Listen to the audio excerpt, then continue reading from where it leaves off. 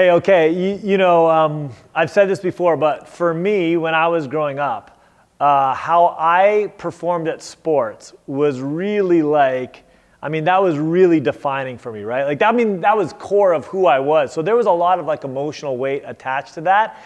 It's so funny that now at this stage of my life, I realize, man, I can't do it the way that I used to do it, right? I'm not that good anymore. I told you about when I played badminton, couldn't hit the stupid bird. That's it, I get it, it's great. So I no longer feel the same kind of pressure in terms of my own ability to play sports. But here's the deal, when I'm not doing well, the pressure that I used to place on myself to do really well at sports, I'm kind of starting to place on my kids, right? And I gotta be so careful about it because it comes out in weird ways.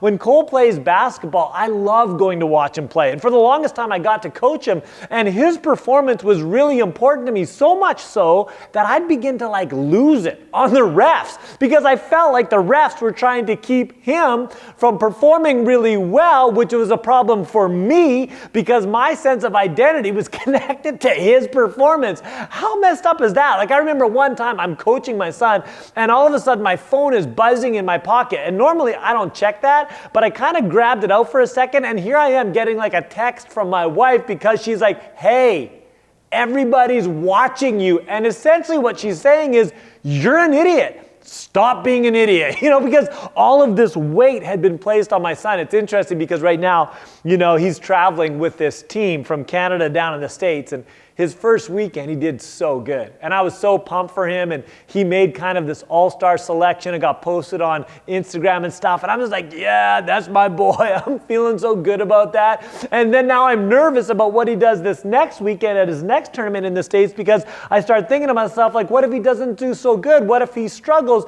And all of a sudden, I'm realizing that my identity, my sense of significance is no longer connected to, again, the way that I perform or play. It's all connected to the way he performs or plays. And it's just kind of the same thing. I'm finding my identity connected there. I'm finding my sense of significance connected to the success of my son. Okay, here's what I want you to do. I want you to just connect to the person beside you or turn in and talk. And here's a sentence that I'd like you to finish. When I watch my son play basketball. Probably not your question or not your statement, but when I do drama or when I play this or when I'm with this person, when I blank, I feel significant because. So what is it that you do or are involved in that makes you feel significant, and why does it make you feel so significant? All right, go ahead, spend some time talking about that.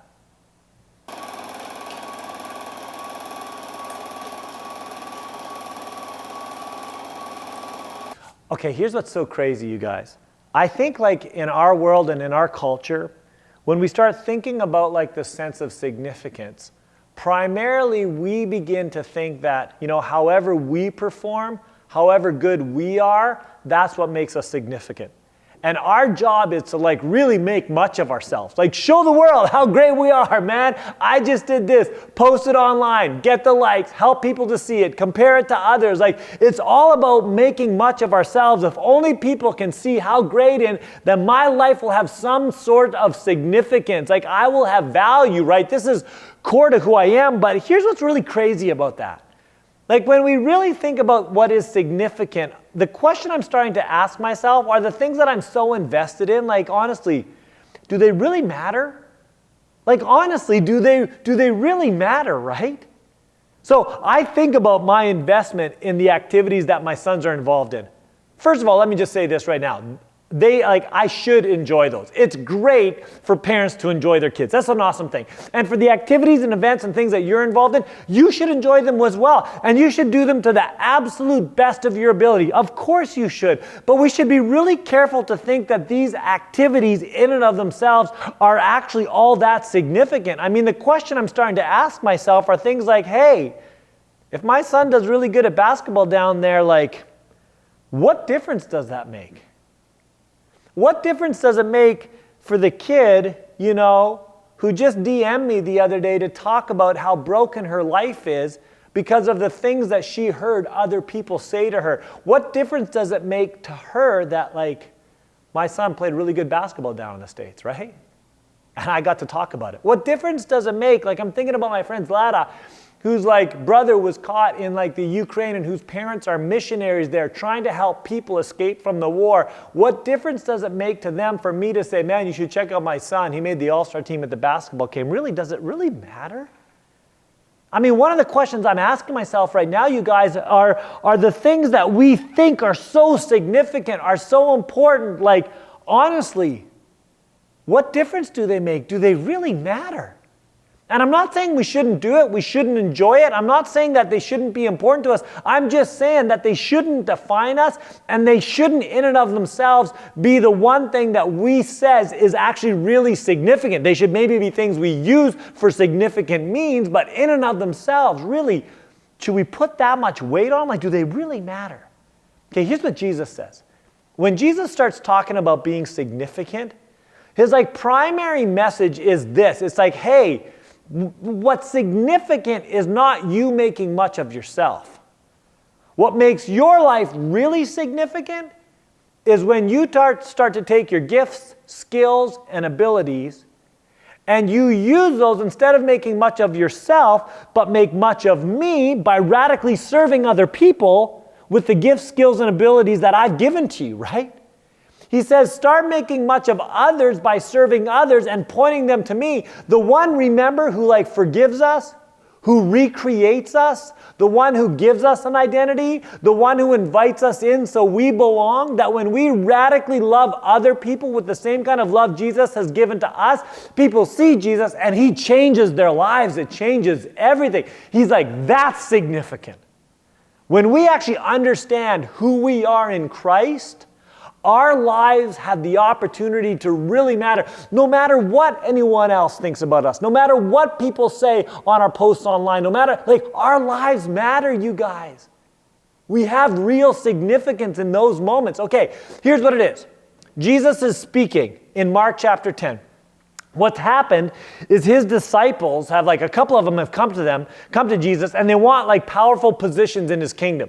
They want to be people of power that other people look at and go, oh, you're somebody. You're so significant because of these. They say, Jesus, when you build your kingdom, can we sit at your right hand and your left hand? And Jesus looks at them and he's like, hey, you don't even know what you're asking for, man. And what he starts to do is he starts to talk a little bit about what his kingdom is actually about. His kingdom isn't about power and controlling others. His kingdom is about radically suffering for the sake of others and serving others. He starts saying, this is what my kingdom is about. Like, if you want to be significant in my kingdom, you don't make much of yourself. You sacrifice yourself for the good of others. That's what's significant in my kingdom. And then what he does is he gathers like the rest of his followers, the people who are kind of following after him. And it turns out that they're kind of ticked off because these other two disciples had asked for these really important positions. And what he does is he gathers them together and he starts to teach them about what it means to actually be people of significance when your identity results in changing people's lives around you. And listen to what he says to them.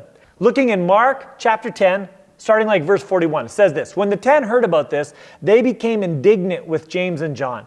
And Jesus called them together and said, hey, you know that those who are regarded as rulers of the Gentiles lord it over them, and their high officials exercise authority over them, but not so with you. So here's what he says. He says, hey, listen, you know that like the way the world understands significance and power, it's like all based on their positions, right? Their ability to control others. He says, that's what our world looks at and says, man, you're powerful. You're somebody. You're really significant. Like you have this position. You have this control. That's amazing. Man, look at you. You're somebody. You should go get that. And then listen to what Jesus says. He says, but not so with you. He says this, instead, whoever wants to become great among you must be your servant. And whoever wants to be first must be slave of all. For even the Son of Man did not come to be served, but to serve and give his life as a ransom for many. Okay, so here's the first thing that I see here. The first thing is this, is that like Jesus has called all of us to live lives of significance. Did you listen to what he says? He says, not so with you. Instead, whoever wants to become great among you must be your servant. Whoever wants to be first must be slave of all. Did you hear that? The first thing he says is like, hey, you should want your life to really count. Now, this is interesting for some of us because I think for some of us, we've like grown up in homes or environments. And for some unknown reason, remember those voices, those condemning voices? We have these voices that say, your life doesn't matter, your life doesn't count, you have nothing to offer. We've been in these spaces where that's become like an identity that we've taken on. Maybe it's because we didn't make a team. Maybe we got cut. Maybe we got treated poorly. Maybe it's something that someone has said to us. But we've got this like these voices that are condemning us and said like, your life doesn't count. Just go sit in the corner and shut up. But Jesus comes, remember? He comes and he redefines us. And he recreates us. He shuts those voices up. And now he says to every single one of us, hey, your life really does matter. You should want to live a life of significance, not because of how great you are, how great Jesus is. Like, he's actually recreated us, and he's empowered us, and he's calling every single one of us to something more. Now, we don't necessarily know where that is, right? Remember, we like to compete, we like to compare, but here's the reality. Only Jesus knows where we can like give him the most glory and where we can serve others the best. And that place right now is wherever he has put you right now. Wherever you are right now, Jesus has a plan for your life to count. And you can't compete, you can't compare with others. That's not what you do. You simply go, okay, God, I'm going to trust that when you say you've designed my life to make a difference, to be significant, I'm going to trust that. And I'm going to trust that wherever you have put me, this is the place where I need to do that right now. I might move to something else later. There might be something more, but right now, right here, I'm in. And the question you need to ask is not first and foremost, what is God's plan for your life, but how can you use your life for his plan? And his plan is always to love others as you love yourself. That's always his plan. So right now, where you are, God has a plan for significance in your life. And you got to lean in. You got to own that and trust him with that. Okay, that's the first thing. The second thing is God has called all of us to live lives of significance. Every single one of us. So he says, whoever wants to become great among you must be your servant. Whoever wants to be first. And there's ways that he has like prepared us to live lives of significance, right? I mean, the first thing is he's given us gifts. 1 Peter 4:10 says that God has given each of you a gift from his great variety of spiritual gifts. Use them well to serve one another. He's given us gifts. He's given each of us different experiences, right? Some of them are really hard, but he's given us these, he's allowed us to go through these experiences so that we can experience his comfort, and then now we get to go and comfort others. He says in 2 Corinthians 1:3-4, praise be to God and Father of our Lord Jesus Christ, the Father of compassion, the God of all comfort, who comforts us in all our troubles, so that we can comfort those in any trouble with the comfort we ourselves have received from God. So he doesn't waste our experiences. Hey, listen to me on this one. There's not a single experience that you've gone through, even the really negative, hurtful, broken ones where someone else has hurt you. I get it. We don't affirm that. That's not of God, but it doesn't mean he can't redeem it. And it doesn't mean he can't use it to do something powerful in your life and in other people's lives. The scriptures say that he can work all things out for good, even the things that others have meant for your harm. By his grace, because of his work on the cross, he can work it out for the good of others and for you. That's amazing, you guys. So he can redeem any experience that we've had. And then he does this work through his power, right? That he's at work in and through us. It says in Ephesians 3:20-21, now to him who is able to do immeasurably more than all we ask or imagine, according to his power that is at work within us, to him be glory in the church and in Christ Jesus throughout all generations, forever and ever. Amen. You guys, he has called all of us to significance. He's given us gifts. He's redeemed our experiences, and he is empowering us to do the things that he's calling us to do. That's the second thing. The third thing is that Christ calls everyone us to be significant. How? Man, by being servants. And this is the core, you guys. That our ability to live lives that matter, that count, to fulfill the purpose he's given to us, the identity he's given to us, is not found in making much of ourselves. It's found in radically serving others, right? And here's the deal. When it comes to serving isn't just something we do. Serving is who we are. This is at the foundation of our identity. It's what it means to be like Jesus, that we are here to serve others. It's who we are. I mean, listen to what Jesus says here when he's talking to them. He says, whoever wants to be great among you must be your servant. Whoever wants to be first must be slave of all. Serving isn't just a project that we choose to do or not choose to do. Serving is part of our identity. It's it's who we are. I mean, this is so bizarre for us, right? Because so many of us find our identity in the activities that we do, the things we do. Cole with his basketball, ever since he's little, he'll come to me and be like, Dad, I'm a basketball player. I'm like, no, you're not a basketball player, son. He's like, what? I'm like, right, you are a servant. This is who you are. You're a servant of like Jesus Christ, the King, man. And out of that, you serve others. So basketball is simply something you do or a platform that gives you the opportunity to live out your identity of serving others. That's really different. You guys, that's so different. When we understand this is who we are. Here's some of the differences, right? First difference is this, like it changes how we serve. So the question is never like, hey, should I serve? That's not the question, right? Someone comes into your school, someone else is mocking them, or they've been bullying them, or they're not inviting them in, and you see them, the question is not like, should I serve that person? No, the question is always, how can I serve?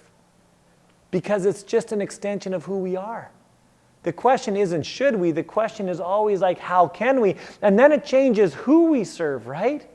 Because again, this is our identity, we serve. And so, the world says you should serve your friends or the people that serve you, that's great. But you know what Jesus says? He says, I want you to serve everyone. Yes, you should serve the people you serve you. Yes, you should serve like your community. Yes, you should serve your friends. But you know who else? Who else? Your enemies. You should serve them too. If you have an enemy that has a need that you can meet, and it's there in front of you, God says, yeah, then you should even serve them. Why? Because it's who you are. This is just who you are, right? And it's crazy, because we're just like, this is too much, Jesus. And he's like, yeah, it's too much if it's about you, if it's on your strength, but it's not on your strength, right? He says it's on my strength. This is him, So this is the way of being he's calling us to, you guys. This is us. This is who we are. We are servants. Okay, here's what I want you to do. And this is overwhelming, by the way. Like, it's super overwhelming. So here's what I want you to do. When you start thinking about this, like it really does seem too much. So the question I want you to talk about really quick is, what makes it difficult for you to consistently serve other people? What makes that hard for you? Why is that so hard for you to consistently serve other people? Let's spend some time, person beside you, people around you, and let's talk about that for just a few minutes.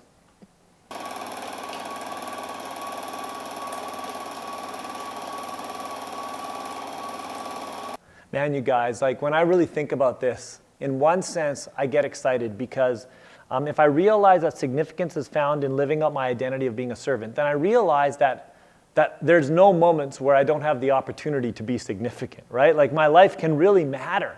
And it doesn't even matter what anyone else thinks about me or what they see in me. What only matters is who Jesus is calling me to be and what he says about me. So it just doesn't, there's not a single place, there's not a single person that can't have a life that really counts, which is amazing. Like, that's beautiful. So that just means that, like, every day there's purpose. When you think about it, you guys, every day there's real purpose. How do I live out my identity here? But on the flip side, it just becomes like almost overwhelming. Like, how do I even do that? How do I have the energy to do that, the ability to do that? Like, how can I follow through and be consistent in doing that? And here's the truth. On your strength, you can't. You can't. But God doesn't call you to do it on your strength. He calls us to do it like on his strength.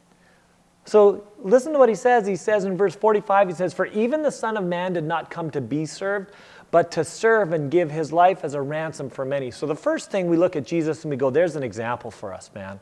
Like, you want to know what it looks like to serve? Look at Jesus. Like, even his enemies, he died on the cross for his enemies. Are you kidding me? While they whipped him, while they went to kill him, his death was for them. He served so radically, and it just transformed the world, like literally changed the world. He's an incredible example. But not only is he our example, like, he is our power to be able to serve. He is the one who enables us to do it. He says, even the Son of Man did not come to be served, but to serve. And here's the reality, right? Like, we can't serve others the way that God would have us to unless we first come to Jesus and say, could you serve me by enabling me to do this? Like, Jesus, could you give me like a desire to serve? Because I don't even have a desire to serve. Could you give me wisdom to know how to serve? Because I'm not even sure if I'm helping or if I'm hurting. Could you, Jesus, could you give me the power to serve because I'm so tired? I don't even know if I can do this anymore. And he says, hey, listen, I get it. You can't do this on your own, but you were never designed to. We were never designed to. I mean, not only is he the one who like gives us our identity, not only is he the one who like recreates us and makes us new, not only is he the one who like invites us into community as part of our identity, but now he's the one who enables us to live out our identity by being servants and radically serving others. And he did it on the cross, and he continues to do it every day. But we got to keep coming to him. You know, it's so funny because sometimes I think when I'm so weak, like I'm just embarrassed. And when I'm weak, like I won't be invited in, I won't have opportunity, I don't have anything to offer. And when I'm weak, I want to go away and hide. Jesus says that when we are weak, we might be like the most powerful. Why? Because it's when we're weak, we come to him and ask him to be our strength. And it's in that moment, he says, when we are weak, that like his grace, his favor, his love, it's sufficient, more than sufficient to do what he's calling us to do. In fact, what he says is that he will always give us what we need to do what he's asking us to do if we will simply just lean in. If we will move ourselves into a position to experience his power in us. When we do that, you guys, we're being who we were actually meant to be, right? We're being like Jesus. This is our identity. We're being servants. This is us. And when we are that, when we're living out that identity, man, then our lives matter. And God is calling you, like your identity, man, in Jesus, as a part of community, serving others, that matters. When we embrace that identity, you guys, we're resilient. When we embrace that identity, you guys, we are like courageous. When we embrace that identity, we are strong. When we embrace that identity, you guys, our lives matter. Why? Not because we're great, because he's great. God bless you.